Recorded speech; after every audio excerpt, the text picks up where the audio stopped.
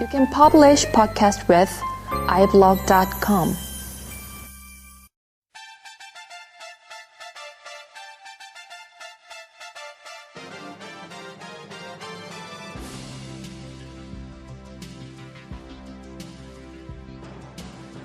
이철이의 이쑤시개.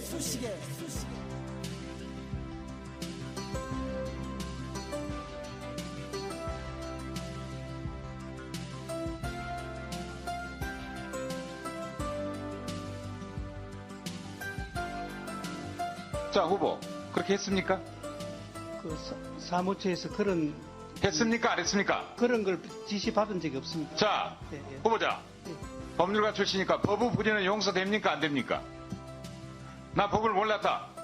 그런 지침을 받은 적 없다. 대한민국 최고의 법원장까지 지내고 헌법재판관이 사무처에서 나에게 그런 법적사항, 지침, 예산법을 가르쳐주지 않았기 때문에 나는 몰랐다. 그래서 못했다. 변명입니까?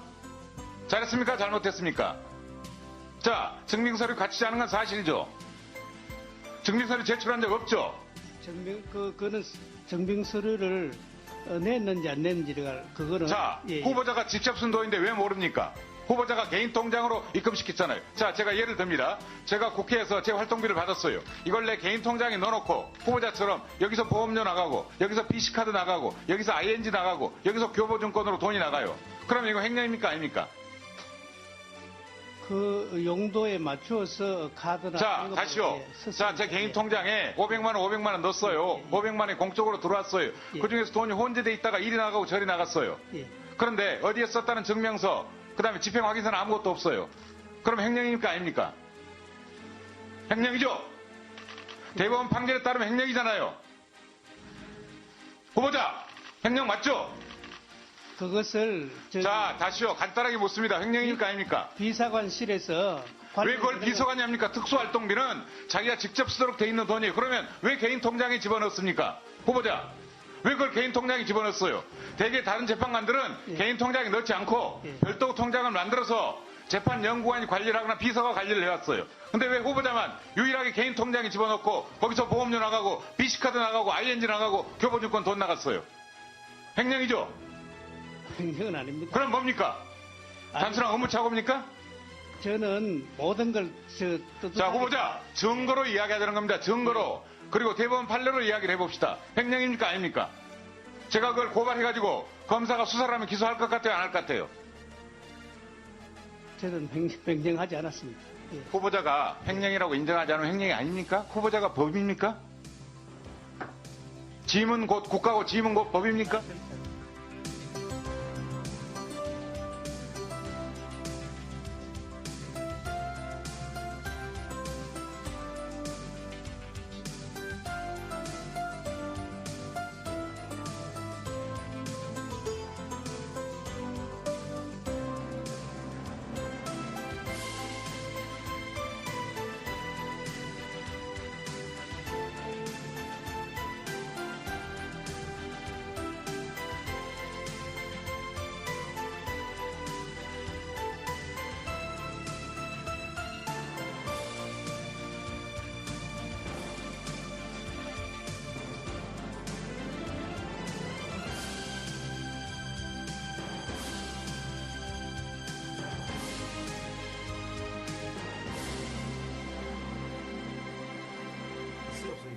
야, 그만 찾고 마이크나 그 입에 갖다 대라.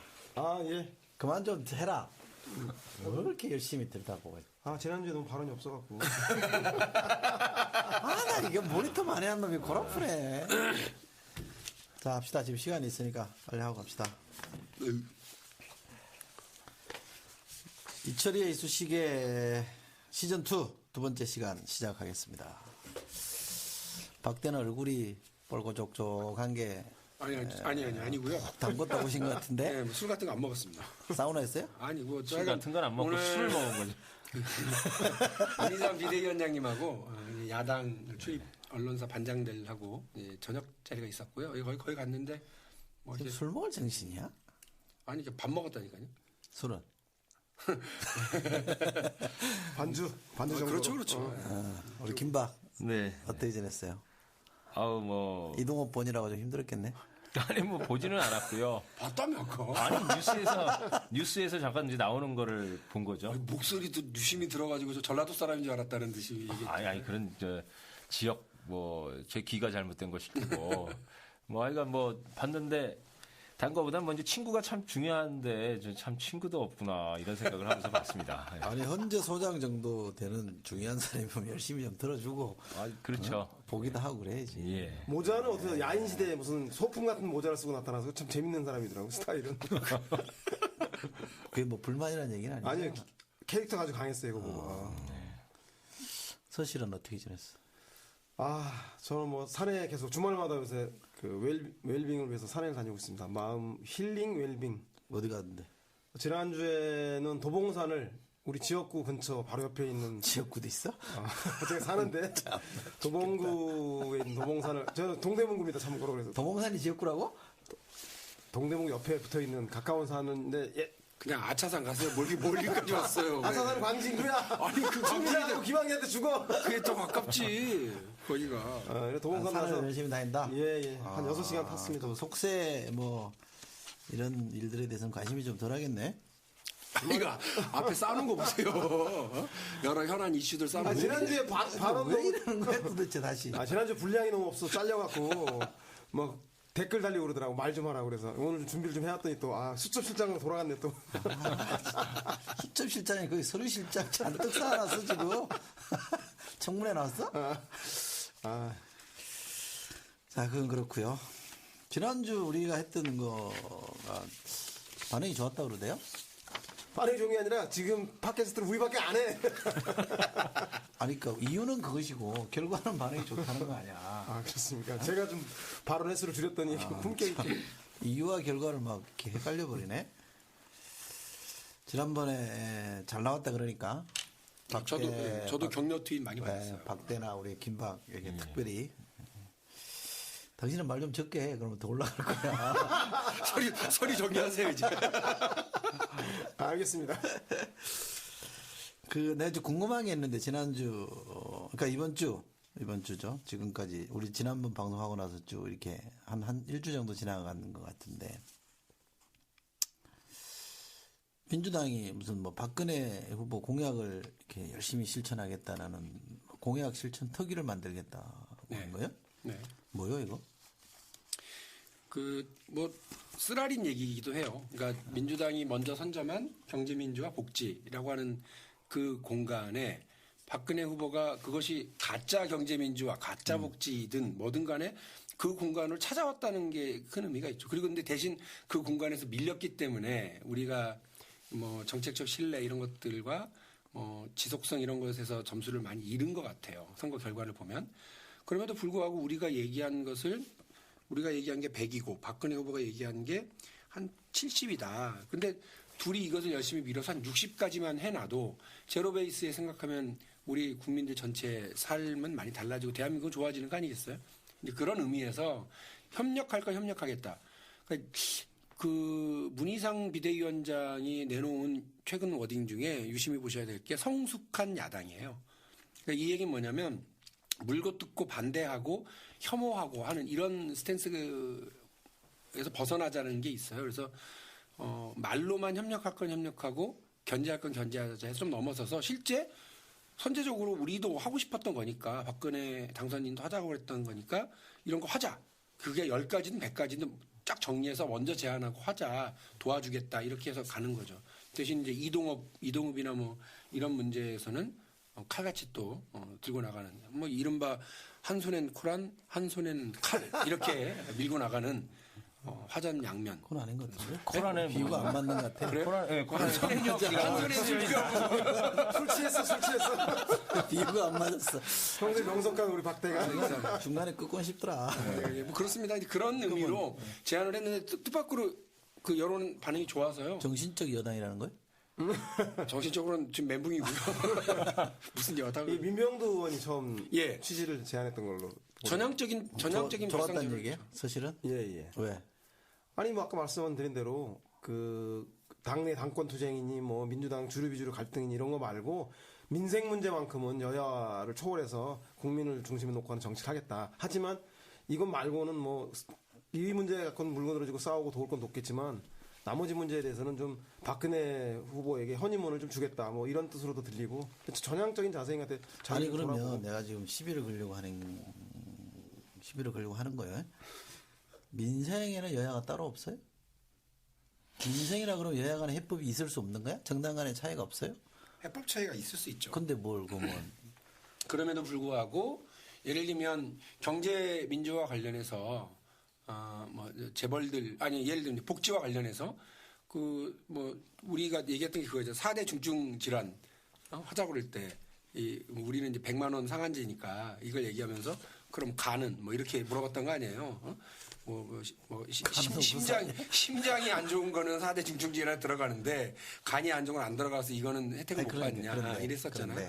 근데 그게 간은 안 되더라도 심장까지만 되더라도 되게 중요한 전환인 건 맞아요. 그런데 네, 그러니까 이런 면에서 한 걸음 한 걸음 일보 나가는 것이 사회적 진보라고. 아니 그러니까 보기 같은 거 때문에. 합치면 내가 보기에 설명을 하려면 우리 소 실장처럼 민생의 여야가 없다 이런 논리로 설명하는 거는 내가 볼 때 뭐 말은 근사해 보이는데 스스로 자기 존재 이유를 부정하는 것 같고 내가 볼 때는 야당으로서 아니 그러니까 저쪽이 이 공약이든 뭐든 내거는 이상 실천해라. 그것이 온당하다 이렇게 압박을 해 들어가는 게 맞는 거 아니에요? 그러니까 좀 같은 정책이 있었기 때문에 협력한다 이런 말은 별로 좀 의미가 없고. 그렇지. 이 이제 소위 복지, 경제민주화 이게 이제 합의 쟁점이죠. 그러니까 내용이 서로 다른 사람들이 합의해야지만 문제가 풀리는. 이게 뭐 스웨덴 같은 경우 그 복지도 이제 그랬습니다. 그러니까 거기는 합의가 안 되면 강행을 안 했으니까. 그래서 복지 체제 건설에 뭐 한 80년 걸리고 이랬는데 이제 이런 걸 시작한다. 그래서 이제 그 국정 파트너로서 인정해라. 여당은 야당을. 그리고 또 야당은 국정 파트너로서의 수행해야 될 그런 여러 책무들을 이행하겠다. 뭐 이런 이제 부분이 맞는 거죠. 그 이론적으로. 근데 그 말씀하신 대로 야당의 존재감을 드러내는 건 지금 우리 민주당의 존재감은 이동욱이 다 만들어주고 있는 거잖아요. 마찬가지로 각을 잘 세우고 나를 잘 세울 때 야당이 드러나기도 하겠죠. 그런데 민주당이 그동안 그런 면을 부족하게 했느냐. 사실 그렇지는 않았어요. 정책 야당, 아니, 내 말은 대한야당에서 부족했죠. 여당은 아포지션 파티 아니야, 그죠? 제도적으로 반대를 보장받는 거잖아.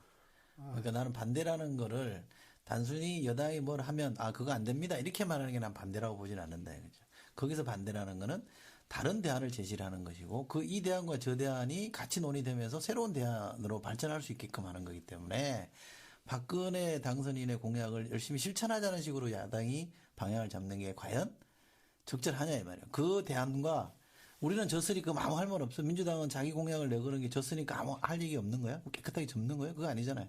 두 가지 대안을 놓고 또 다른 고민을 하는 거죠. 이거냐 저냐 둘 중에 하나를 선택하자는 게 아니니까. 그게 성숙한 야당 아닌가? 그 테이블 형성하자고 하는 거라고요. 그러니까 대선 공약 실천위원회의 역할의 하나가 첫 번째가 우리 거 정리하는 거. 그리고 박근혜 당선인이 내는 걸 정리하는 거. 그 테이블이라는 게 뭐냐 이거요. 저쪽 제안을 해야죠. 국회 상임위원회 본회의장이 테이블 아니에요? 그렇죠. 뭐 테이블을 또 만들어? 뭐 국가지도자 연석회의 뭐 저쪽에서 한다고 그랬는데. 예. 그런데 뭐 이제 적극적으로 참여하겠다. 뭐 이런 헌법적 질서 내에 그런 제도적 시스템이 완비되어 있으면 그걸 잘 활용하면 되는 거지. 왜 그걸 무력화시키고 자꾸 엉뚱한 기구를 자꾸 만들려고 그러고 가냐 이 말이에요. 아니 좀 잘하려고 그러는데 다 좋아. 그것도 할게요. 진짜 그것도 하고. 그 민주당의 별명이 뭔지 알아? 뭐예요? 선진당. 선거에서 진당. 그러니까 아까 오포지션 파티라고 그랬지만 대선에서 져서 아파지신 파티예요.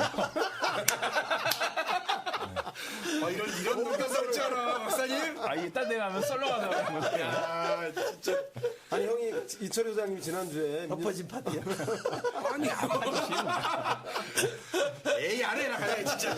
민주당이 좋은 정당이 돼야 한다며요. 좋은 정당이 되려면. 그게 좋은 정당을 만드는 데 있어서 당 내부 쇄신도 중요하지만, 뭐 중도냐 진보냐 이런 쓸데없는 공허한 추상적 논쟁보다 지난주에 우리 얘기했던 게 민생 문제에 천착해서 국민의 요구를 중심에 놓는 치열한 그런 게 필요하다는 관점에서. 아니 그거는 내 말이랑 다르지 않아요? 말 끄는 거예요? 아닙니다. 아니지. 그러니까 원래 하던 대로 똑같은 민생을 얘기를 하더라도 보수 정당 해법과 진보 정당 해법이 다를 수 있는 거 아니야? 달라야 되는 거 아니야? 그게 똑같으면 왜 정당이 따로 가야 돼? 그러면 뭐 예를 들어 사회적 아젠다가 100개가 있다 그러면 99개는 똑같고 나머지 1개 갖고 싸우나? 그 문제는 난 아닐 거라고 본다. 그러니까 조금 적극적으로 평가를 해주면 뭐 저는 뭐 칭찬받을 바도 있는 그 하늘 어디가 지금, 칭찬했어요, 사실은. 건데 뭐냐면 이제 여당도 그렇고 야당도 기존에 갖고 있었던 정책이나 이런 입장들이 틀릴 수 있다. 그래서 서로 더 좋은 대안을 만들자.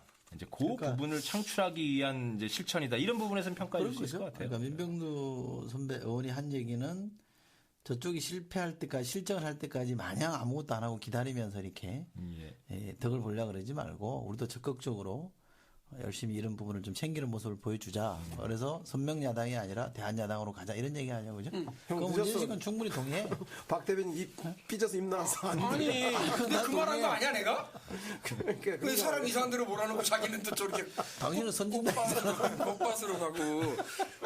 아니, 이게 저는 이제 그런 아니, 정책적인 측면도, 예. 기자들이나 반응 어때요, 주변에? 예? 이 제안에 대해서. 니네가 웬일이니? 뭐 이런 게 있어요. 참신하다 그런 게 예. 있죠. 조금 뭐 성숙한 아니야, 근데 좋은 선택이에요. 근데 저거 잘못 가면요, 굉장히 위험합니다. 그렇죠. 아, 그러니까 이승배 맞아요. 전란 예, 그럼요. 위험합니다. 그러니까 걱정이 되는 거는 실제 테이블에서 만났는데 해법이 다르다.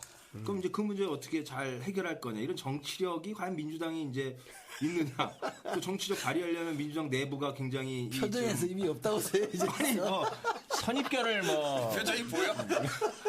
뭐 누구나 갖고 있을 자유가 있습니다. 근데 그게 걱정이에요. 그게 그 정치력을 잘 발휘할 거냐. 지난번엔 박사님 좀 조용하시네. 민주당 아빠. 민주당만 들어가면 막 눈이 희번뜩해. 네, 오늘은 박 대변인 도와줄게. 2대2를 만들어야지. 어쨌든 뭐 그 교황에 네. 좀 새로운 모습을 보이기로 했으니까 잘해서 많은데 여기 그냥 요렇게만 해서 문제는 풀릴 건 아니니까 조금 더 정교하게 우리 김박 얘기처럼 정치력을 잘 발휘했으면 좋겠다라는 게 있고요. 이동업 재판소장 지명자죠, 법적으로는. 예. 지명 후보자라고 그럽니다. 지금. 후보자라고 그러네. 이거 어떻게 되는 거예요? 뭐 거의 어려울 것 같은데 지금 오늘 우리가 녹음하고 있는 이 시간에 그 연락이 다 두절됐다는 거 아닙니까? 어디로 잠수 탔다는 거고. 한나라당에서도 반대 기류가 강하니까. 그리고 지금 뭐 오는 길에 기자에게 들은 얘기는 뭐 김성태 의원이 그 동안은 유보였다가 부적격으로 자기는 의견 내겠다고 했다는 거예요. 그래서 지금 그렇게 되면 7대6인데요. 오면서 뭐 원내대표에게 이 상황을 확인해 봤더니 만일에 부적격 보고서에 찬성해 주겠다고 하면 부적격을 채택하겠다는 거예요. 그렇게 되면 이제 부적격 보고서가 본회의에 올라가게 되고 본회의에서 표결을 하게 되는데 뭐 그 이렇게 저렇게 뭐 알아본 바에 의하면 모든 청문회에서 부적격 의사의 보고서가 올라간 바가 없고 또 그것이 올라갔는데 이제 이것을 만일에 통과시키면 의원들이 청문위원들 진짜 막판에 그 인사청문회 들었던 사람들은 다 의원 관두셔야죠. 국회 동료들로부터 완전히 그걸 당한 거니. 그럼 본인이 그럼 이쯤에서 던져줘야 되는 게 맞는데. 그 얘기 때문에 통과시켜 보는 거 아니야? 강기정 의원님 죄송합니다. 근데 이런 얘기를 그래 이게 그렇구나 한 번에 여러 가지를. 근데 본인에게 남은 게 별로 없어요. 왜냐하면 처음으로 그 127석의 힘을 이제 보여주는 건데 인사청문회 위원장을 강기정 의원이 그러니까 민주당이 이렇게 쥐고 있잖아요. 그런데 그 작년에 그 새로 도입한 뭐 국회 선진화법안 이런 것들 때문에 강행 처리도 쉽지 않아요. 새누리당 쪽으로서. 누가 이렇게 해석을 하던데, 그러니까 이 인사청문 특위는 위원장을 돌아가면서 하잖아요, 그죠? 새누리당하고 민주당하고 돌아가면서 하는 거잖아요. 이번에 이제 민주당이 하고 있는 거잖아요. 그 다음에 이제 총리께 오면 이제 새누리당이 그렇죠. 하는 거잖아요. 그걸 위해서 헌재 소장 지명권을 빨리 보냈다 이거야. 급하게 할 일도 아니었는데. 맨날에 뭐 그럼 총리 지금 벌써 기대되네요. MB와 박근혜 당선인이 벌써 이렇게 손발이 짝짝 맞아? 아니 누가 그러더라고. 근데 택도 없다 이런 얘기죠? 아니 그건 있어요. 뭐냐면 그 검찰총장 낙마를 뭐 여러 번 시켰잖아요. 우리가 2번이구나. 여러 번 아니고. 근데 그때마다 이른바 박지원, 박영선이 이제 저격수로 나서가지고 떨어뜨리고 나서 그 다음엔 사람이 좀 모질이가 와도 통과시켜줘야 되는 부담이 있는 거예요. 야당으로서는. 2번 연속 낙마시키는 이런 대참사를 만들기에는 누구 낙마시켰어요? 천성관 또 또 누구지? 있어요. 그때 내가 이 당의 당원이 아니었기 때문에 천성관만 기억난다. 한 명 아니야? 2명이에요. 그래? 네, 2명 낙마시켰어요. 검찰총장을? 예, 총장 후보자를. 그래서 좀 찾아보시죠. 그 다음부터는 또 해줘야 되더라고요. 뭐 그런 게 있다고. 근데 왜 저기 이한구 새누리당에 비중 있는 원내대표 그 바른말 잘하시는 분이잖아. 아, 그 백정 얘기하신, 백정이 도살장 얘기하신 분. 근데 왜 인격살인을 하고 그래? 그분을요? 아니지 이동업 지명자는 민주당에서 인격살인 했다며. 한다고 막 소로 만들어. 아니 뭐 저기 그분이 뭐 개돼지도 아니고 무슨 인격 그 도살장이라고 표현하는 것 자체가 제가 볼 때 개돼지면 인격이 아니지 본격이지. 아, 그런 거. 여튼 그걸 도살장이라고 표현하는 것 자체가 너무 웃긴 게 자기 동료 의원들이 근데 왜 둘이 왜 그러는 거야? 특수한 게요? 그 고등학교 동문이라면서요. 아니, 누가 그러니까 선배요? 이한구 대표 나이가 좀 많죠. 선배요? 예, 예. 3년 선배인가 그렇다고. 그래요? 이동욱이라고 하는 개인이 자질이 문제가 있는 사람을 누가 잘 몰라서 검증이 안 돼서 지명할 수도 있는데 저는 그 이동욱이라는 사람의 개인 문제도 문제지만 이것을 대하는 그 공당 집권 여당인 새누리당과 박 당선자는 이 사실에 대해서 어떤 입장을 취하고 있는지에 대해서 또 황우래 대표는 또 비판을 했죠. 황우래 대표는. 네. 석관에 보니까 아니 특수활동비로 콩나물 샀어야 되겠냐. 황우래 대표 이렇게 했죠. 예. 아니 더 간명하게 얘기해봐. 뭔 아니 얘기야? 그래서 이동욱이 문제 있는 거를 처리하는 새누리당과 박근혜 당선자 입장이 더 중요할 텐데 왜 이 문제에 대해서 어떤 입장도 오히려 더 두둔하고 하는지에 대해서 그것이 더 국민들에게 더 분노스럽지 않은가. 두둔 안 해야 돼? 아니 이런 그 부도덕하고 그 비상식적이고 모렴치하고 파렴치한 사람을 어떻게 그 헌법재판소장으로 결정적인 하자는 없대잖아. 그 국민들의 감정을 아주 새누리당이 지금 그 잘못 읽고 있는 새누리당 거죠. 인사요 이거? 새누리당이 추천해서 하는 거 아닙니까 결국은? 아니죠. 대통령이 추천하는 거죠. 형식은. 형식은 대통령이 추천하는 건데. 박근혜 당선인이 한 거예요 인사를? 그래도 자기 당선자 시절에 일어난 일이기 때문에 초기에 이동욱 후보자가 지명되었을 때 글쎄요 제가 기자들에게 들은 뭐 파다한 얘기는 뭐 2명인가를 저쪽에 의견을 물었는데 이동욱으로 이렇게 낙점했다 이런 얘기를 들은 건 있어요. 그게 사실인지 확인되지는 않았어요. 3명인가를 세 명인가 두 보냈는데 명인가, 예. 2명 다 이름이 나왔던데. 박당선이 그렇게 낙점을 했다고요? 했다는 거죠. 근데 모경준하고 누구더라? 3명을 했었는데 들리는 얘기에 의하면 나머지 2사람은 평소에 박당선인이 그냥 싫어하는 사람이었다. 그러니까 사실 1명을 올린 거다 이거지. 그리고 이동욱을 주려고 이동욱은 어차피 2006년인가 새누리당 추천으로 현재 재판관을 했으니까 그렇죠. 또 TK 출신이고 하니까 뭐 그 정도면 충분하지 않을까 이런 식으로 이제 쉽게 생각했을 수도 있겠죠. 그래서 누구 얘기는 확인되지 않는 얘기입니다만 박당선인이 MB한테 당했다. 이런 얘기를 근데 하더만요. 역시 임기 말까지 활약이 대단하세요. 보통의 상식을 뛰어넘는 이명박 대통령 진짜 바쁘신 것 같아요. 원래 부지런하잖아요. 근데 참 이거 얘기 나온 김에 예? 그 택시법 말이요. 예. 여론난 좋은데 왜 원내대표는 이게 진짜 무조건 그 시민 제약이 입장에서 나겠다고 민주당 참 진짜 아니, 원내대표가 원래 그 박기춘 의원이 원래 이렇게 좀 그쪽 그 법안을 여러 번 냈대요. 본인이 애착이 있는 법안이구나. 그렇죠. 근데 그 경영이나 한겨레 같은 사설에서도 글쎄요. 아니야. 다른 대체입법 하라는 이게 얘기예요. 실제 이게 뭐 저는 아주 단순하게 생각을 하는데 그 택시 노동자들의 이제 어떤 노동 조건이나 이런 임금 조건을 개선하는 쪽으로 가면 누가 뭐라고 했어요. 근데 이게 그런 구조가 아니라는 걸 많은 국민들이 알고 있더라고요. 그렇지. 그렇지. 네. 그러니까 실제로는 뭐 택시 사업자들에 대한 지원으로 끝날 MB가 아니 박수치게 만들어. 택시 야당이 할 편법은 일이에요, 정말 진짜? 택시법에 비해서 합리적이더라고요. 그 부분은. 그 운전자 이제 지원이라든지 뭐 그 저쪽 새누리당 아니, 지금 정부에서 이제 택시 정- 지원법 그게. 그럼 어떻게 그걸 MB를 박수받게 만드냐 이 말이야. 아니 잘하면 박수 쳐줘야죠 뭘. 아니 근데 한 저 이놈의 이거는 당은 정리할 수 참 있어. 이거는 정리할 수 있어. 여당하고 같이 합의해서 갔는데 정부에서 이렇게 했으니까 여당 책임이에요. 그러니까 둘이 알아서 했어요. 정부 여당에서 어떻게 할 거야.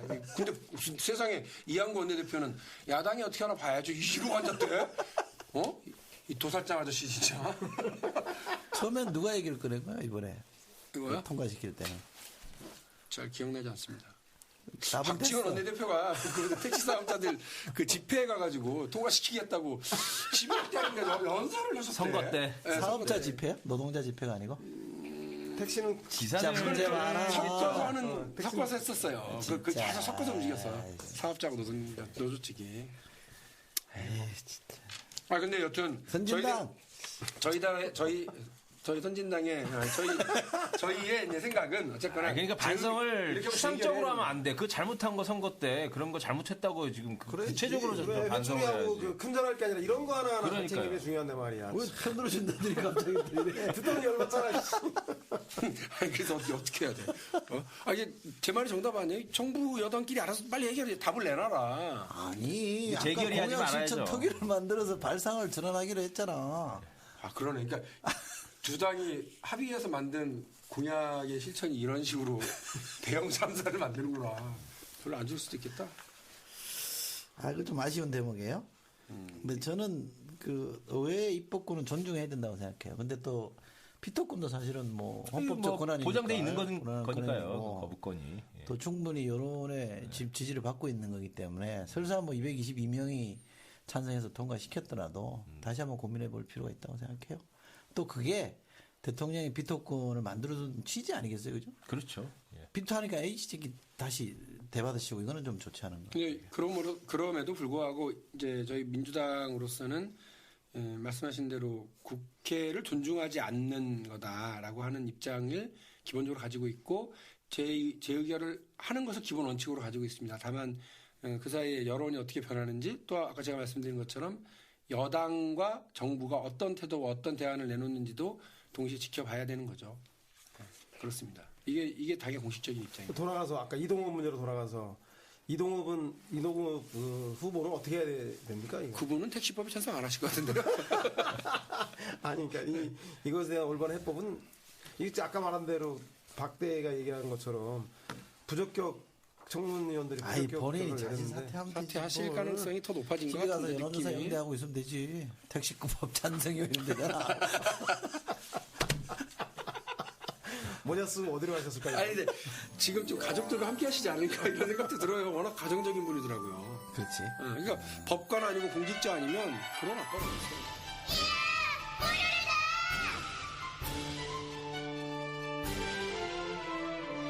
노는 게 제일 좋아 친구들 모여라 언제나 즐거워 개구쟁이 뽀로로 만약에 저게 사진 사퇴하면 말이야. 어차피 안 될 거를 괜히 한다 그랬다가 망신은 망신대로 다 하고. 그러니까 이제 지금 그거 고민하는 거죠. 이 판까지 왔는데 이제 그 소장이라도 해야지 뭐 이런 또 소장이라도 아니 뭐 아파트 관리소장이야 그게? 호칭을 바꿔야 되겠어. 그런 이제 생각까지 그런 아니, 근데 부분들일 거예요. 이게 여당 쪽에서 세게 디펜스 해주겠다고 하면 눈 딱 감고 버티겠지만 그게 아니면 저렇게 어떻게 해요? 어렵죠. 네, 제가 볼 때는 부글부글 하는데요 뭐 여당 내에서도. 그러니까 제가 말씀드린 그러니까 아까 그 이동욱도 이동욱 개인의 문제도 있지만 이것을 처리하는 그 새누리당과 박당선자에게도 큰 정치적 부담이죠. 문제라 빨리 털고 가는 게 좋지 않을까. 동욱이 형 들었죠? 빨리 터세요. 우리 볼 때만 부담이고 그냥 그런 거 생각 안 하는 거 아니야 그분들은? 자, 그건 또 그렇고. 지난주 있었던 일 중에 나 또 이상하게 잘 해석이 잘 안 되는 게 4대 강의당 감사원 감사. 이건 또 뭐요? 나쁜 뭐 놈. 새로운 정보 있어요? 진짜 나쁜 놈들이. 2년 만에 왜 입장 확 바꿔가지고 또 이러는 거예요? 더 웃긴 얘기는 제가 그날 그 몰랐어요. 나 감사원에서 발표하는지도 4시에 기자들이 이거 스탠바이 해달라고 연락이 왔어요. 그래서 박근혜가 좋아하는 골든타임 4시. 아니 근데 그때 연락을 4시에 받고 발표는 6시 반에 했어요. 6시 반. 그 이미 내용도 받았어. 기자들을 통해 가지고. 그게 사실 조선일보에 좀 났었잖아. 조선일보에서 한 일주일 전에 그거 네, 나왔잖아. 맞아요. 그래서 그래. 9일날 1월 9일날 이미 예고가 냈어요. 됐네. 이거를 부인했었다고 감사원에서. 그러니까 이제 제가 그날 그 논평을 낸 게 두 가지예요. 이것 봐라, 1년 만에 그러니까 이거는 그 총체적 부실 범벅이다라고 이제 규정을 하고 감사원 이거 뭐냐? 1년 전에는 돈 좀 낭비한 거 말고는 아무 문제 없어요. 이러더니 지금 와서는 싹 뒤집어가지고 이렇게 얘기하고 6시 반 넘어서 발표를 해야? 이렇게 이제 늑장 발표에 눈치 보기 그 감사 이걸로 이제 했는데 감사원에서 항의했다는 거 아니에요. 지네는 늑장 발표가 아니라고. 근데 이미 말씀하신 대로 조선일보에 1월 9일 날 났고 또 그 14일 날 1월 14일 날 그 인수위에 보고했었대요. 청와대에는 이미 그 전에 보고가 됐고 그 청와대에 보고된 게 조선일보가 포착해가지고 기사를 썼고 인수위에 보고됐다는 건 한국일보에 또 났어요. 그리고 이건 뭐냐면 감사원이 뻔한 감사 결과를 들고 일주일 넘게 전전긍긍 이렇게 눈치 보고 조율하다가 그때 발표를 한 거예요. 그러니까 난 그걸 지적했더니 자기들이 원래 6시 반에 하려고 그랬는데 아니라는 듯이 얘기하면서 반박을 하더라고요. 이게 뭐 검찰처럼 권력기관들이 정권 교체기에 있을 때마다 그 당선자들한테 줄 서는 일종의 권력기관 줄서기로 봐야 되나요? 어떤가요? 교수님. 뭐 모르겠습니다. 근데 감사원 그 입장은 그런 거더라고요. 1년 전에는 사업 계획의 타당성을 검토한 거였고. 나쁜 놈들이에요. 지금은 이제 그 사업이 이제 그 실시된 다음에 그 현황에 대한 검토였다 이렇게 얘기를 하는데 뭐 그 부분도 뭐 전혀 이렇게 타당치 못하다 이렇게 볼 수는 없을 것 같아요. 저희 이제 이 아니 내가 그 얘기를 다 믿는다는 건 아니고 이 감사원이 일종의 조선시대 암행어사 아닙니까? 그렇죠. 근데 이놈의 암행어사가 밖에서 눈치 보면서 서성이다가 변학도 생일잔치 다 끝나고 춘향이는 곤장 맞아가지고 초지금이 다 돼가지고 광에 다시 갇혔는데 설거지하는 그 부엌에 뛰어들어서 암행어사 줄뛰야 떠들어봐. 그게 뭐냐고. 그래 이렇게 좀 하라고 아까처럼 민주뉴스 이런 식으로 재밌게 하지 말고 이게 다 좋아하잖아. 너무 좋아 지금. 아니, 그러니까 이따위 감사를 하는 감사원, 이따위 짓을 하는 암행어사를 누가 박수를 치고 좋아해요. 옛날에 그따위 짓 하는 암행어사 많았어요. 박문수만 있었던 게 아니에요. 박문수만. 왜 박문수를 우리가 이 정기를 읽고 그러겠어? 그 자만 잘한 거지. 더불었던 거예요. 그런 사람 옛날에. 진짜? 근데 총리실에도 오늘 또 그 예. 지랄들 하더라 진짜. 그것도 이제 감사원 결과 감사원이 그럼 반박하는. 우리 또 연맥이는 거냐 예. 니들이 감사원 그러면 뭐가 되느냐 또 이러고 자기들끼리 또 이 권력 누순가 이게 이게 막판에 보세요. 이 감사원의 감사 결과를 한마디로 얘기하면 이건 그야말로 총체적 부실이고 범죄까지 해석될 수 있는 일이에요. 그렇죠. 여기서 이걸 조금만 뒤지면 뭐가 나올지 몰라요. 그런데 만일에 이런 감사 결과를 세상에 공표하지 않고 넘어가 버렸을 때, 박근혜 정부에 와가지고 했을 때는 전 정권에 대한 탄압 비슷하게 됐을 가능성이 있어요. 근데 임기 말에 이거를 절묘하게 딱 쳐줘서 사실상 박근혜 당선인 앞에 그 설날용 종합 선물 세트가 도착한 거예요. 뭘 뜯어도 다 자기가 먹을 수 있는 거예요. 그러니까 이거는 그 이명박 정부 이제 구정권이라고 치자고요. 같은 뭐 여당 내에서도 구정권 세력들에 대한 확실한 통제, 확실한 이 줄을 하나 딱 쥔 거라고 저는 봐요. 이런 거를 만들어줬으니 감사원으로서는 최고의 줄을 섰다고 봐야죠. 정치적으로 해석은 그게 가능합니다. 감사원은 내가 이 얘기를 한 걸 놓고도 또 노발대발 난리가 나겠지만 세상에 제 논평을 가지고 반박 논평 내고 뭐 보도자료 돌리고 기자들한테 밤 10시까지 전화했다고. 도둑이 제발 열인 거지 뭐. 모르죠. 뭐. 근데 여튼 제가 볼 때 상식적으로 이해가 안 돼요. 이게 국민 열세 22조 6천억 원인데 이게 뭐 총리실하고 감사원하고 정부에서 막 자기들 그 핑퐁하게 맡겨둘 게 아니라 이거야말로 좀 민주당이 주장한 국정감사를 할 수 있는 국정조사. 좀 잘 적어와라. 적은 거 아니야. 그럼 뭐. 안 적어왔으니까 틀리지. 그러니까 뭐 그 김진애 전 의원 주장도 했던데 이제 청문회도 해야 되고 국정조사도 하고 그러니까 뭐 바빠요 저희. 이것도 지금 뭐 제가 봤을 때 민주당이나 또 이제 그 4대강 비판적으로 바라봤던 분들이 이제 뭐 박근혜 신정부한테 주는 선물이다 아니다 뭐 이런 이제 그 논박할 게 아니고 이제 그 정해진 그 이제 법제에 따라서 좀 진상 규명하고 이래야 할 문제인 것 같아요. 그래서 민주당도 이런 부분 정식으로 제기하고 거기에 이제 지금 감사원에 대한 여러 이런 좀 그 정치적으로 놀았다는 거 아닙니까? 그러니까 감사원 같은 권력 그 감찰기구나 이런 부분에 대한 정비도 이게 이후 이제 그 굉장히 중요한 정치적 과제다. 이제 이런 부분도 좀 같이 제기하면서. 근데 맞는데 이 국정조사를 할래도 이것도 또 국회에서 의결을 해야 되는데 저쪽 사람들이 또 여론을 잘 만드셔야죠. 국민적 여론. 이걸 안 하게 되면 그 국민 혈세 21조 6천억을 새누리가 못 지킨다. 이렇게 압박을 해서. 저는 이렇게 생각하는데 국정조사 할 수 있으면 하면 좋죠. 그러니까 의회가 갖고 있는 권한이니까 제도적 권한이니까 그걸 쓸 수 있으면 좋죠. 근데 민주당이 나는 국정조사 하자 그래놓고 아무 노력도 안 하는 게 난 이상해. 옛날에 국정조사 안 해도 다 파헤쳤거든. 그러니까 이 민주당이 그만큼 국민들 사이에 뭔가 좀 이렇게 소통이 되고 커뮤니케이션이 되고 이게 잘한다, 뭐 열심히 한다 이러면 뭔가 정보들이 오른단 말이에요. 그러면 그 노력들이 쌓여서 또 국정조사 쪽으로 이렇게 외화되기도 하는데 국정조사 하자 그 얘기만 하고 딴 건 아무것도 안 해요. 이게 무슨 면피용 같아. 아니 뭐 그렇진 않고. 아까 공약으로 한번 사대강- 도끼를 막 까더니 또 딴데 또 까는 거야. 아니 이게 논의에 꼭 잡힐 기정이 민주당 까기라서 의도적인 것 같아. 아니 근데 이른바 여러분 아시지만 녹차 라떼 이런 이야기라든가 뭐 이런 거 다 민주당에서 계속해서 민주당 환노위 의원들 중심으로 해가지고 혹은 4대강 특위를 중심으로 해서 활동을 해서 이미 여러 문제점들을 지적을 한 거를 그냥 감사원이 확인을 했다 뿐이에요. 놀지는 않았다. 첫 번째로. 다만 지금 말씀하시는 건 뭐냐면 더 큰 문제들이 감사원이 눈을 감았거나 혹은 파헤치지 못한 부분들이 있죠. 다들 알잖아요. 4대강 공사에서 전부 다 담합해가지고 컨소시엄 구성한 게 다 대기업들이에요. 몇 개 안 되는 우리나라 대기업들에서 짠 거예요. 10대 건설업자들 종합 여기서 무슨 복마전이 있었는지를 이제 해내야 되는 거죠.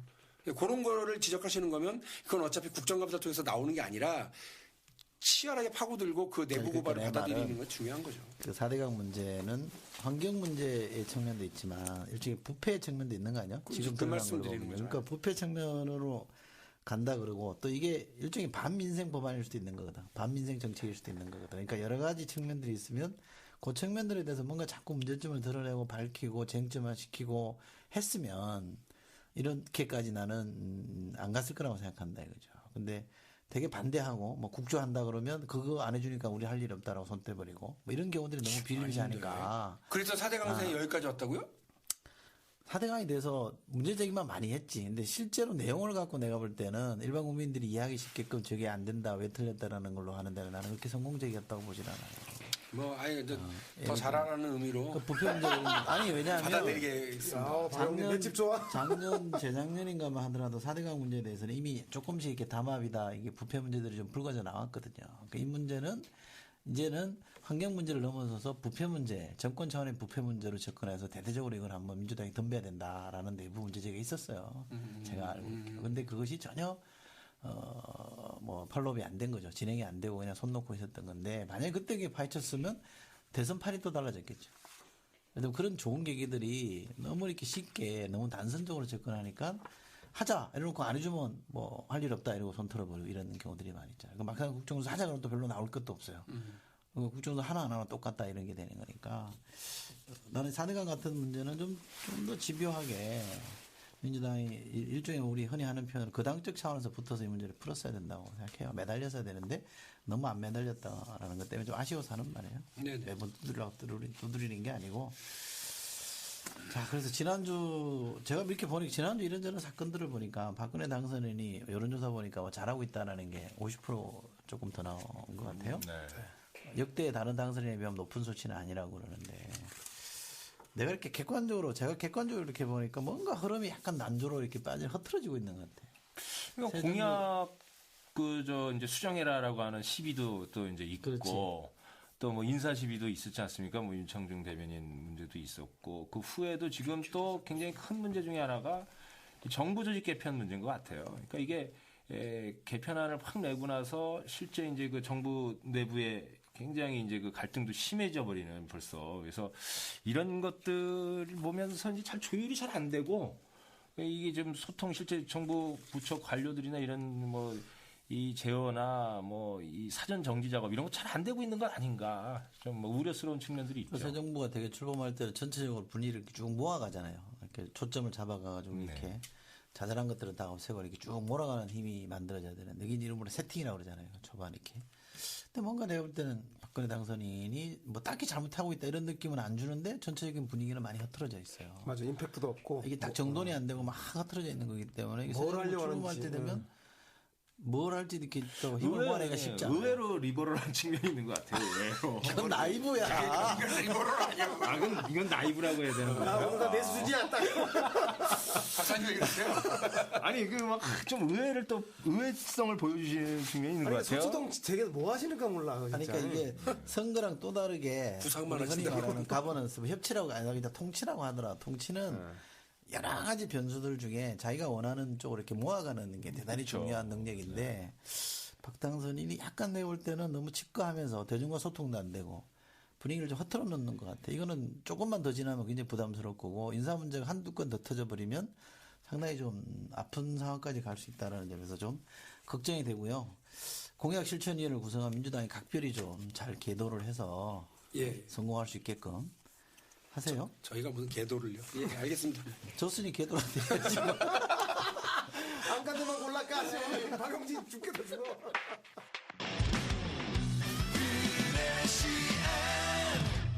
자, 그렇고 지난번에 무슨 우리한테 숙제 냈던 거 있잖아요. 그 건 얘기 좀 합시다. 사실 그 얘기를 되게 하고 싶었는데 민주당 얘기도 같이 해놔. 일단 발제를 좀 해보세요. 그럼 뭐 주장이 뭐예요? 간명하게. 네.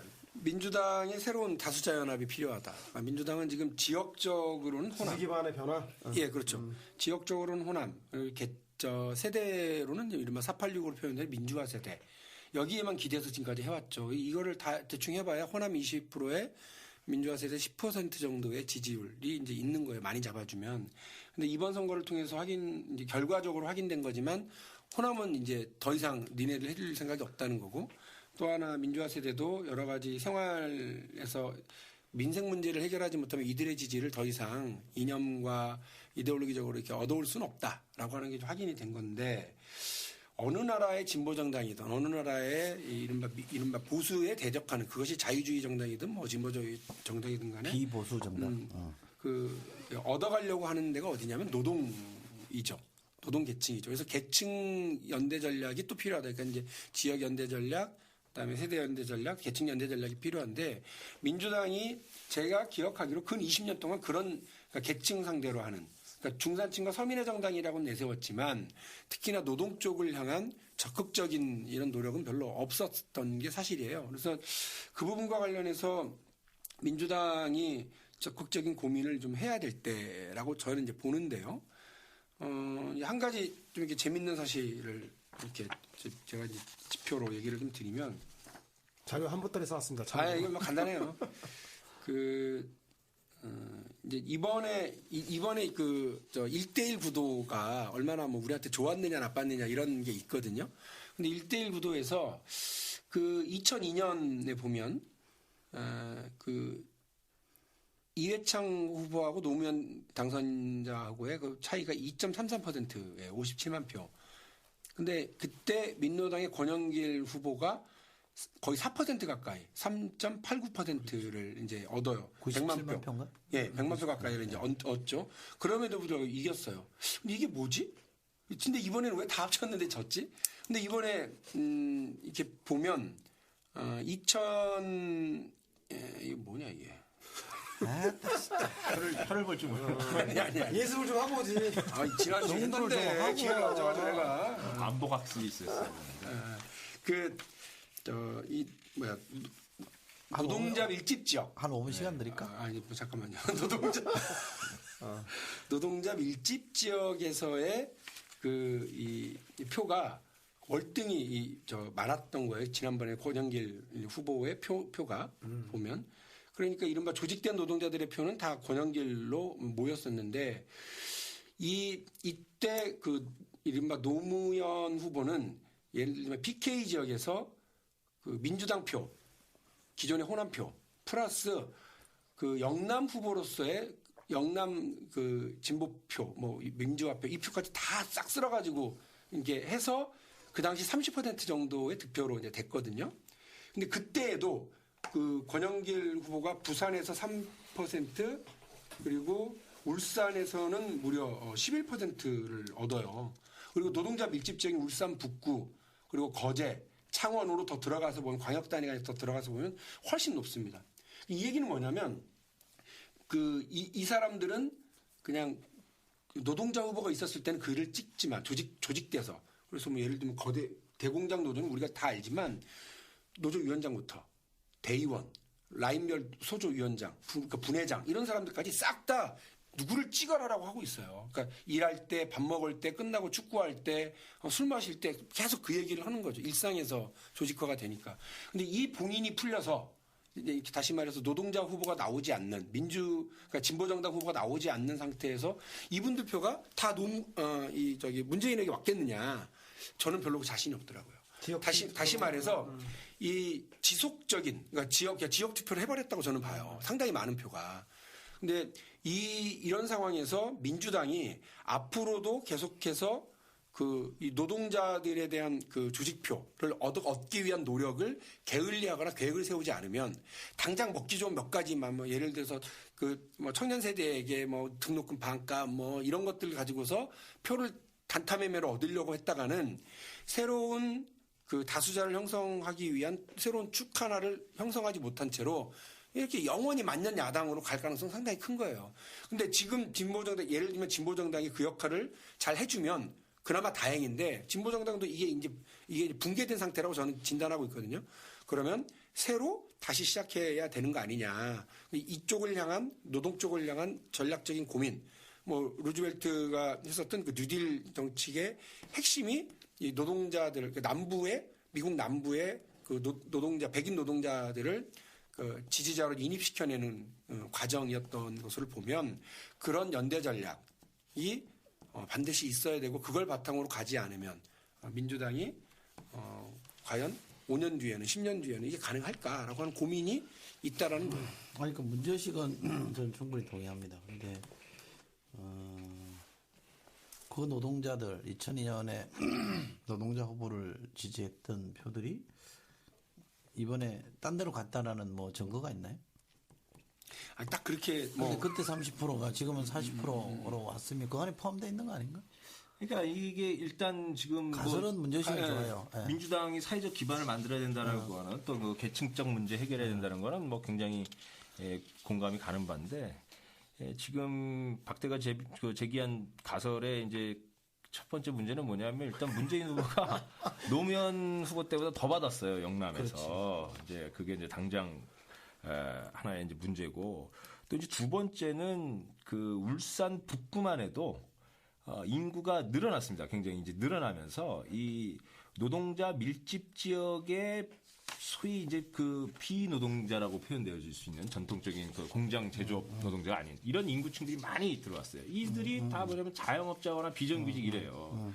그러니까 이제 이런 문제가 있다. 그게 이제 뭘 또 동시에 의미하는 거냐면 지금 노동자 기반을 해서 어떤 사회적 기반을 민주당이 만들어야 된다라고 이야기하기에 노동자 내부가 너무 분화되어 있다는 거예요. 지금 우리 그러니까 비정규 정규직만 만드는 게 아니라 대기업 노동자, 영세 사업장의 노동자, 이 사업장 규모, 또 성별로도 여성, 남성 노동자 있지요. 또 노조 가입했느냐 아니냐에 따라서도 분화되어 있죠. 굉장히 복잡하게 나눠져 있습니다. 외국인 노동자 사실 문제도 또 있고요. 또 거기에다가 저는 이제 진보정당이 이거를 묶어주지 못한 것이기 전에 노동조합 자체가 사실 붕괴됐어요. 민주노총이 지금 무슨 역할이 있습니까? 그러니까 그 박대 문제의식을 살리려면 지금 당장의 노동자들 혹은 조직 노동자들 예전에 노무현 때 많이 그 권영길이 가져가서 지역주의를 잘 제어해가지고 노무현 후보가 이겼다 이런 부분을 반복할 게 아니라 지금 이제 이렇게 분화되어 있고 한 이 노동 계층들 있잖아요. 이게 사회 약자층이라 불려지는 거죠. 이걸 어떻게 조직할 거냐. 그러니까 굉장히 이 처음부터 기초부터 시작해야 할 문제라는 거예요. 그러니까 지금 민주당 재건이라든지 이 수권 능력을 갖춘 정당 굉장히 중장기 계획을 갖고선 접근해야 할 문제다. 좋은 얘기입니다. 좋은 얘기고 하나만 내가 이제 더 보충을 하면 박대가 얘기한 뉴딜 있잖아요. 뉴딜. 똑까? 아니, 내가 알고 있는 걸 얘기해 드리려고 그러는 거야. 우리 김박의 스승님이신 손호철 선생의 쓴 책에 보면 뉴딜이라는 거는 계급과 지역이 결합된 거라고 그래요. 그러니까 남부라는 지역과 남부 이외 지역의 계층, 계급이 하나로 묶인 거란 말이죠. 그러니까 이게 기묘한 결합이에요. 그러니까 남부까지 계층으로 일통시킨 게 아니고 남부라는 지역주의와 계층이라는 게 프레임이 같이 붙은 거거든요. 이걸 잘 생각해 보면 우리가 호남의 문제를 그런 관점에서 만약에 기계적으로 적용한다 그러면 꼭 이렇게 해체시키는 것만의 능사는 아니에요. 그래서 나는 저는 호남을 해체시키는 거 아니에요? 그 뜻이 아니라 그러니까 박제 그 주장을 했다는 게 아니라 과거에 노무현 대통령 시절에 호남 죽지 없애야 된다라고 뭐 선제적으로 공개 문제를 던졌잖아요. 나 그게 꼭 정답은 아니다라는 걸 내가 뉴딜 때문에 그 고민을 했었는데 그 뉴딜은 계급하고 지역이 묶여 있는 거라는 거고 하나 있고요. 또 하나는 뉴딜이 성공했던 결정적 계기는 와그너법이라고 저는 이해해요. 그죠? 그러니까 뉴딜 주요 법안에 대해서 대법원 보수적인 대법원이 위헌 판결을 때려버렸잖아요. 그게 뭐 계산한 사람마다 좀 다르던데 11개 중에 9개를 위헌 때렸으니까. 근데 그 지점에서 루즈벨트가 왕좌왕하고 어디로 갈까 고민하고 있을 때 와그너법을 제기를 한 거고 처음에는 소극적으로 따라갔지만 어쨌든 와그너법이 됨으로써 노동조합이 활성화되기 시작했잖아요. 노조가 결성하는 게 확 올라가 버렸잖아요. 그렇죠. 그러면서 이제 판이 뒤집힌 거란 말이죠. 네.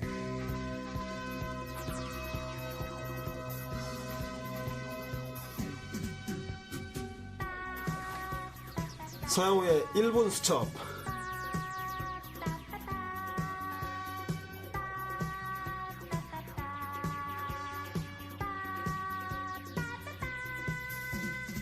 와그너법. 밤에 DJ냐?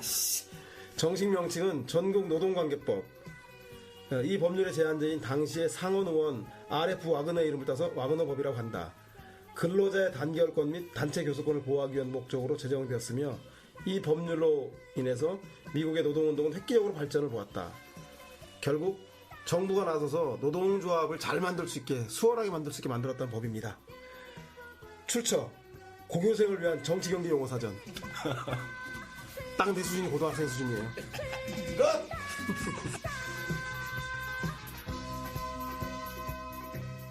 그러니까 결국 개혁이라는 건 사회적 이해관계를 바꿔주는 제도적 정비를 해주는 거라고 보면 민주당이 제자리를 잡으려면 제일 중요한 건 두 가지라고 봐요. 정치관계법을 개정을 해서 정치가 골목에 들어갈 수 있게끔 열어줘야 된다고 저는 생각해요. 또 하나 노동법을 개정해서 노조가 쉽게 설립되고 또 노조 없는 쪽도 노조의 혜택을 그대로 볼 수 있게끔 제도적 정비를 해주는 게 이 두 가지가 있어야 사실은 비보수 정당의 사회적 기반이 확장되는 거예요. 그런데 민주당은 그 문제의식이 없어요. 제가 이제 그 말씀에 격하게 공감을 하면서 민주당 내 몇 분들 주요 상당히 힘 있는 분들하고 얘기를 할 기회가 있으면 제가 이 얘기를 했습니다. 그러니까 노동자 연대 전략을 가지셔야 된다 이렇게 얘기를 하면 네가 뭘 아냐? 네가 얘기하는 뭐 그 민주당 출신이니까 스웨덴이나 뭐 이런 데는 노조 조직률이 70%다 이렇게 얘기하는 거예요. 그 사실 역사도 사실 도치시키고 계시거든요. 노조 조직률 태초에 노조 조직률 70%가 있었다. 그래서 3인당이 생겼고 그들이 장기 집권했다. 아는 게 병 거기서는. 뭐냐면 잘못하는 그 사람들은 아는 게 병. 그러니까 이제 이거는 그 정치 세력이 자기의 정치적 연대 파트너로 동맹군으로 노동자 말씀하신 것처럼 노동조합을 결성하게 해주고 노동조합을 지원하고 이렇게 하면서 육성해 간 거 아닌가요? 그렇죠. 근데 이런 전략을 10년 정도 전략을 가져야 되는데 나는 안타까운 게 이 당의 많은 리더들 중에서 단 한 명도 이러면 한 명 정도는 빼고는 물 들었어요, 나머지는 이 쪼잔해져가지고 내가 이 대한민국이라고 하는 국가 10년 비전을 가지고 있는 사람을 못 봤고요. 그리고 이 당이 10년 동안 뭘 해야 될지에 대해서 정확하게 얘기하는 사람은 못 봤어요. 이게 문제인 거예요. 그러니까 민주당 쇄신은 딴 게 아니네. 박용진 대변인이 당권을 잡는 거야. 아이고 형님. 그 비판에 아니 사실은 이 방대가 대변인에 들어갔어야 돼. 대변인 하고 있을 사람이 아니야. 그러니까요. 그러니까 민주당이 차세대 리더가 없는데 그러니까 진보 개혁적 마인드를 가지고 진보 정당 출신이고 핸섬하고 하니까 이런 사람들이 민주당에 많이 나와요. 여기 물 좀 주세요. 열린우당 시절에 못한다. 우리끼리 주고받는 비정규직 법안 그때 막 개정하고 그랬잖아요. 근데 당시 열린우당의 처음 초선 의원들이 386들이 많이 들어갔잖아요. 108번 내라고 초선들이 108번 내라갔잖아요. 근데 이 사람들이 무슨 특정 학교 다닐 때 특정 이런 정파와 관련된지 모르겠는데 민족 문제에서는 굉장히 예민해요. 파병하고 이런 때는 막 결사적으로 반대하고 막 이러더라고. 근데 비정규직 문제 딱 이런 거 나오니까 이해를 못하는 거야. 이게 뭔지를 모르는 거야. PD가 아니라 유일하게 이묵희 의원 혼자서 그 문제를 다 주도하고 판단했거든요. 근데 사실 약한 법이었지, 그 법도. 그러니까 나는 그때 이렇게 노동을 몰라서야 이게 자본주의 사회인데, 자본주의 사회에서 가진 자들을 대변하지 않고 그 반대편에 서 있는 사람들을 대변하겠다는 사람이 노동에 대해서 저렇게 모르는. 거긴 또 몰라서 그때는 몰랐어. 참 진단이 간단하세요. 그때 진짜 몰랐어. 그러니까 아는 게 병인 사람과 몰라서 병인 사람들이. 근데 그게 그 사람들이 그러고 열린우리당 깨지고 정권 넘어가고 나서 이제 딱 착안한 게 복지였거든. 복지를 굉장히 피상적으로 이해한 거야. 그걸 복지를 정책으로만 이해한 거예요. 그걸 떠받치는 역관계나 시스템이 다 기관도 없는 있어야 거야. 되고. 그러니까 감당이 안 되는 거지. 맞죠. 그 공부를 안 하는 거예요, 사람들이. 그러니까 복지 정책에 대해서 어설프게 하는데 복지 정책에 대해서는 까막눈이야. 정당이 어떻게 했는지 몰라. 아까 그 사회 기반 관련해서도 또 노동 제가 이제 그 아까 뉴딜 얘기 나왔으니까 루스벨트 때도 이제 그 의료복지 문제를 하면서 제일 처음 시작한 게 노인층입니다. 노인층 복지. 이게 스웨덴도 사실은 노인의 이제 그 사회권 인정이 굉장히 큰 시초였고요. 근데 제가 이제 이 말씀드리는 이유는 울산만 해도 벌써 그 대기업 정규직 노동자라 그래서 막 욕도 먹었던 분들이 지금 이제 퇴직해요. 지금 나와가지고 할 게 없는 거예요. 울산이 원래 고향이었던 것도 아니에요. 자식들은 없죠.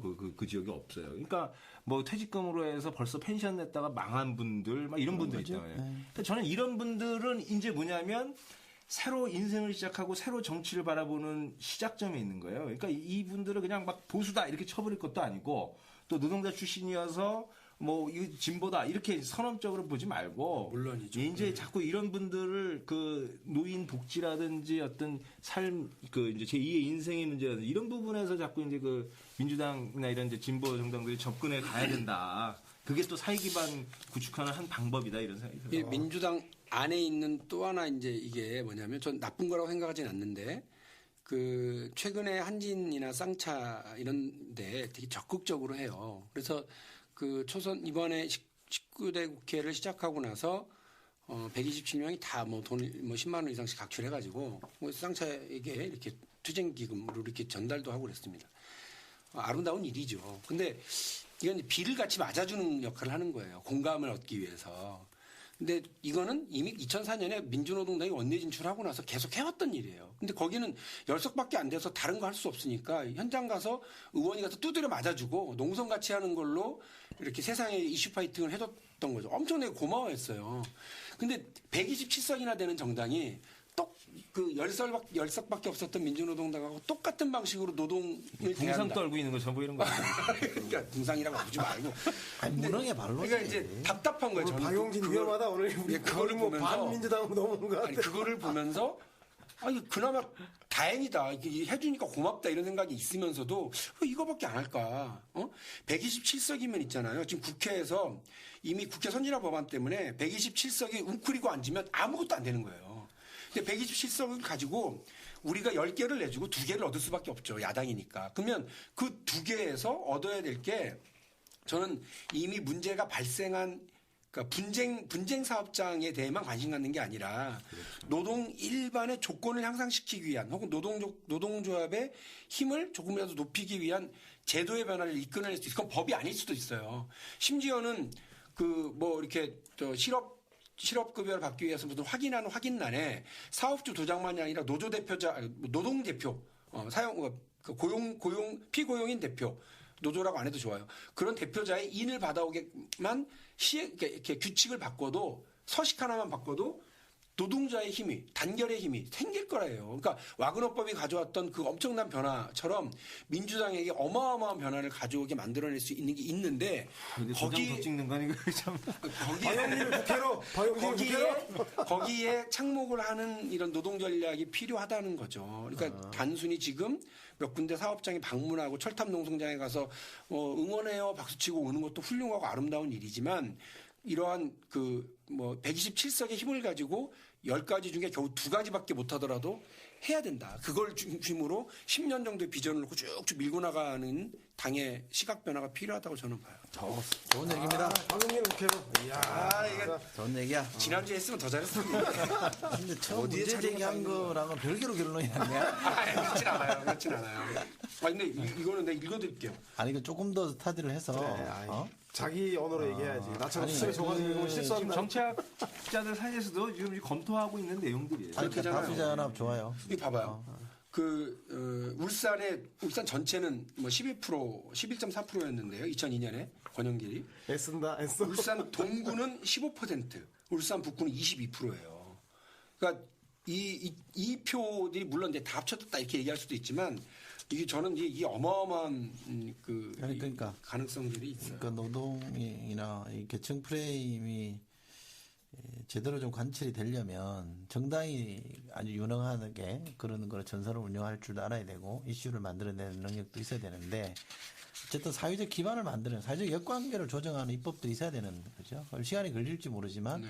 그런 쪽으로 주목을 해야 된다. 그러니까 우리가 누차례 강조하는 정치관계법 개정하고 이 노동법의 문제는 민주당이 다른 어떤 것보다도 사실은 역점을 줘야 돼. 이런 게 민생이에요. 사실 따지고 보면. 이렇게 당장 눈에 소득이 얼마나 손에 들어가느냐. 이런 것도 민생이지만 이게 굉장히 중요한 민생이잖아요. 아니, 없는 사람이 조직적 무기를 갖게끔 해주는 것만큼 확실한 민생이 어디 있어. 그러니까 그런 게 필요하다는 얘기를 우리 박대의 문제 제기를 통해서 결론을 냈고요. 이런 어려운 문제 나오니까 서실이 조용하네. 아니 계속 저한테 맞장구 치셨어요. 그거밖에 할 일이 없잖아. 갑자기 서갖고 와가지고 지금 할 얘기가 없어 보니까 어떡해. 아니, 감사합니다. 근데 끝까지 도끼로 까냈더니. 시간 줄까? 지난번에 새누리당은 어떻게 해서 대선에 이겼나 이 문제 제기 한번 했었잖아. 예. 시간이 그거 대략 돼 오늘 있어요. 할까 아니면 또 다음에 할까? 그거 뭐 좀 다음 해 또 또 나올 것 같아요. 다음 주 하세요. 저는 이제 갈게요. 아 힘들어 밤에. 아니야, 근데 민주당 소식을 이렇게 제대로 속사정을 좀 전해줘야 돼. 그런 사람이 있긴 있어야 돼. 저 나중에 한번 들어보고 이게 또 빼야 될 게 있는 것 같아요. 내가 민주당 아니, 오시고. 없으면 오늘 뭐 내가 위태위태했는데 없으면 아니야. 공격할 사람이 없잖아. 프레시안들은 좋아하는데 내가 욕바지예요? 여기 인형을 만들어 놓고 뭐 만약에 안 오면은 저기 박영진 프레시안들 인형을 좋아하는데 민주당 관계자들은 오늘 시큼시큼하지. 왜? 아니, 아니야. 아니야. 잘했어. 제 생각에 그리고 공감하는 사람도 있으실 거예요. 나중에 문제제기는 충원이었으니까 사실 그런 문제제기는 할 수 있어요. 정당에서 무슨 뭐 군대 조직도 아니고. 제목이 칼이 들어와도 제 소신이에요. 어쩔 수 없어요. 아, 좋습니다. 칼을 들이대는 건 총으로 쏘지 그냥. 아니지 그냥 해직하겠지. 그게 총이지 이제. 이게 지난번에 선진당이라는 얘기는 우리 끝나고 뒤풀이하다 나온 거지. 박대 일찍 가고 나서 나온 얘기죠. 이미 들었어요 그때. 그때? 아, 그때 듣고 갔나? 네. 선거에 지는 밤에 잠을 못 잤다고 했잖아요. 3시까지 그 얘기 듣고. 내가 선진당 대변인이야? 맞아. 해피름도 그 당이 없어져 버렸어요. 거기는 자유선진당이죠. 그냥 원래? 자유선진당이죠. 원래 그리고 선진통일당으로 바꿨어요. 그렇지. 그러다가 나중에 또 선진통일하고, 바꿨어. 선진민주당이네, 그러면 그쪽은. 마지막까지 그냥 도끼로 안 깐 데만 골라 까다가 이제. 그럼 얘기 다 한 거야? 오늘 만족해? 아니 뭐 저는 뭐 민주당 얘기를 좀 더 씹었으면 좋겠는데 못하게 하니까 뭐 언론의 자유를 달라. 아니, 그 무슨 위원들을 씹어가지고 뭐 하려고. 아 씹은 게 아니라 그래서 좀 그럼 해봐, 그럼 해. 아니 정치혁신위원회하고 전대준비위원회도 자꾸 그 개파나 이런 사람 자기 주류비주류의 그 이익보다도 아까 말한 정당관계법이라던가 무슨 뭐 노조법 이런 내용을 개선하기 위한 그걸 잘하기 위해서라도 치열하게 좀 야, 위원들 구성이 잘못됐다? 아니 이거 지켜봐야 한다. 그 얘기를 이제 끌어내고 싶은 거야? 아니, 지켜보자. 잘못됐다고 얘기 좀 해줘, 그럼. 아니 그래 좀 지켜보자. 더 훌륭하신 학자들. 선배들. 학계들의 선배들이 아니, 나 그 문제의식은 충분히 나도 인정하는데, 정치라는 거는 진공 상태에서 어떤 혁신이나 해법이 이루어지는 게 아니거든. 현실에 존재하는 질서, 속에서 그 안에서 뭔가 역관계가 막, 뒤엉켜서 만들어지는 거기 때문에 나는 그 속에서 뭔가 정치적 해법이 만들어져야 된다고 생각해요. 그러니까, 혁신위원회는 생각 외로 그 양반이 누구지? 한상진 교수가 세게 나오는군요. 대선 평가위원회. 아까 평가위원회인가? 그거 좀 세게 나오고 있는 예, 것 같은데 좀 기대를 해볼 만한 거 아니에요? 맞습니다. 한상진 교수 한번 모실까? 말씀을 어떻게 하시는지 전 그날 회의 때 처음 뵈가지고 스타일을 잘 모르겠더라고요. 아니 한밤중에 전화를 하셨더라고 저한테. 그래서 뭐라고요? 평가 좀 하면 안 되냐고 같이. 같이 하자고. 같이 하자고. 거기 그 위원회 네, 제가 참 이만저만해서 밖에서 하랍니다 그랬지. 잘 됐으면 좋겠어. 그러니까 한번 모셔서 그것도 괜찮겠네요. 어떻게 진행되고 있으십니까? 또 우리 할 얘기 있으면 좀 하고 이런 것도 좋을 것 같고. 제가 혁신에 대해서 할 말 있으면 나올지도 모르는데. 또 우리 정혜국 교수를 모셔서 하고. 너무 민주당 쪽으로만 가면 좀 그런가요? 우리 어제 지난번에 한 거에 댓글에 보니까 좀 그런 게 있던데. 시각을 좀 달리하는 사람들 좀 모셔서 좀 했으면 좋겠다. 누구 예를 들어서요. 거기서 예를 안 그러면 보이더라고. 댓글만 이걸 들으시는 분들 전원책은 얘기가 돼요. 우리 괜찮아요. 윤여준 장관도 이쑤시개를 들으시는 분들이 추천해 주세요. 그러면 저들이 최대한 이러저러한 인맥을 동원해서 명분을 찾아서 섭외를 해보겠습니다. 네네. 자, 오늘 얘기 처음에는 좀 시끄럽게 웃으면서 했습니다. 나중에는 진지한 얘기도 하고 이쑤시개가 잘 될 것 같아요. 내용이 괜찮은 것 같습니다. 잘 들어서요 이제. 김박도 잘 되는 것 같고 박대도 빠지려고 그러지 마. 또 마지못해 잡아주니까 알았어요. 뭐 오늘은 여기까지 할까요? 예. 네. 자, 고생했습니다. 네. 예. 수고하셨습니다.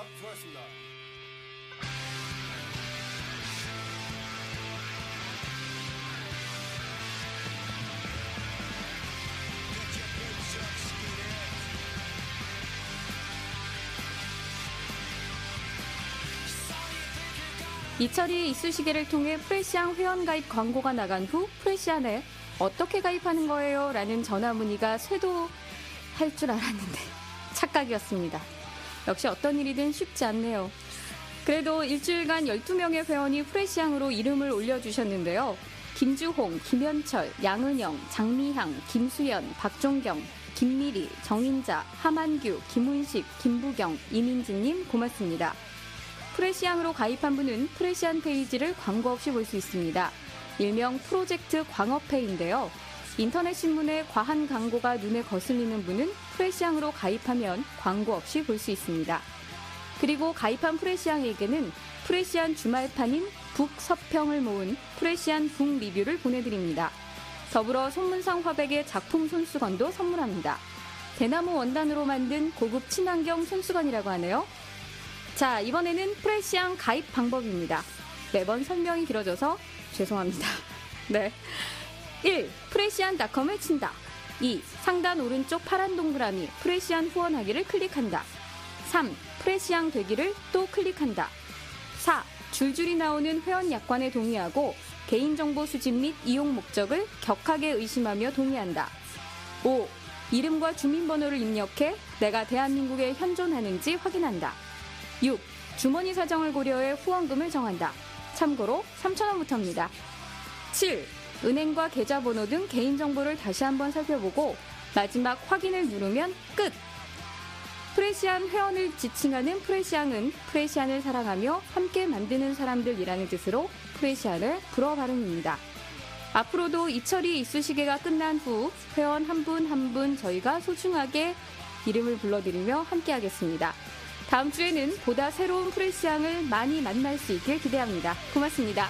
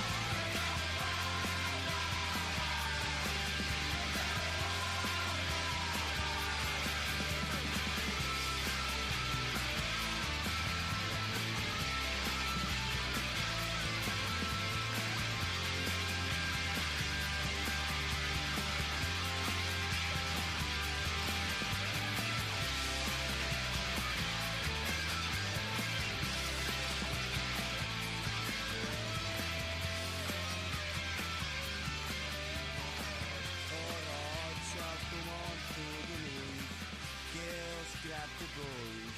Yeah, more crazy now. Yeah, more crazy now. You come on, go about the joint. Alright, crack the whip when the whip comes down. Grab the boys. Così wild, wild, wild, wild,